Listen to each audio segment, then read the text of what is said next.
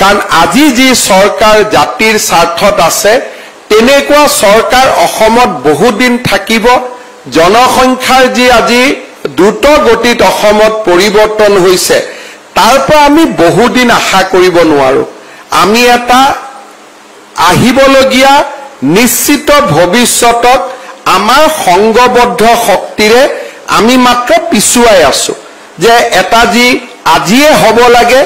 তাক আমি কেতিয়াবা সমষ্টি ডিলিমিটেশন কেতিয়াবা আন্দোলন কেতিয়াবা মানুহৰ মাজত প্ৰত্যাহ্বান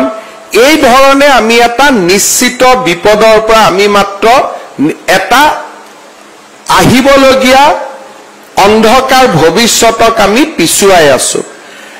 ৰাজনৈতিকভাৱে আমি কিমান দূৰ আমি আমাক ৰক্ষা কৰিব পাৰিম আমি নাজানো কিন্তু আমাৰ যদি সমাজখন একত্ৰিত হৈ থাকে আমি যদি আমাৰ অনুষ্ঠানসমূহৰ প্ৰতি আমি আমাৰ দায়িত্ব পালন কৰো আৰু মানুহক যদি আমি আমাৰ আহিবলগীয়া প্ৰজন্মটোক আমি মহাপুৰুষ দুগৰাকীৰ আদৰ্শৰে আমি উজ্জীৱিত কৰি ৰাখিব পাৰো তেতিয়া হলে হয়তো আমি অসমীয়া হিচাপে জীয়াই থাকিব পাৰিম আজি আপোনালোকে ওচৰ চুবুৰীয়া বাংলাদেশত দেখিছে য'ত 35% হিন্দু মানুহ আছিল আজি তাত হিন্দু মানুহৰ সংখ্যা 8%ত পৰিণত হৈছে হিন্দুৰ মঠ মন্দিৰ আজি নিৰ্মমভাৱে ভাঙি পেলোৱা হৈছে যদি আমি অসমৰ বৰপেটা ধুবুৰী জিলাত কল্পনা কৰো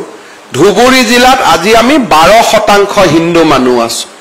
যেনেকে বাংলাদেশখনত 8% আছো ধুবুৰীত আমি 12% হিন্দু মানুহ আছো বৰপেটা আদি জিলাত 30% আমি হিন্দু মানুহ আছো মৰিগাঁৱত আমি 35% হিন্দু মানুহ আছো অৰ্থাৎ একোখন ক্ষুদ্ৰ বাংলাদেশ এতিয়া আমাৰ অসমৰ জিলাই জিলাই ইতিমধ্যে নিৰ্মাণ হৈছে মাত্ৰ কাৰোবাৰ ভয়ত যে চৰকাৰৰ লগত পুলিচ আছে চৰকাৰৰ লগত মিলিটাৰী আছে যদি হিন্দু মানুহক আমাক অত্যাচাৰ কৰো আমাক গ্ৰেপ্তাৰ কৰিব আমাক আক্ৰমণ কৰিব আমাক চৰকাৰে আইন আদালতত লৈ যাব কিবা এটা ভয়ত তেওঁলোক থিয় হৈ আছে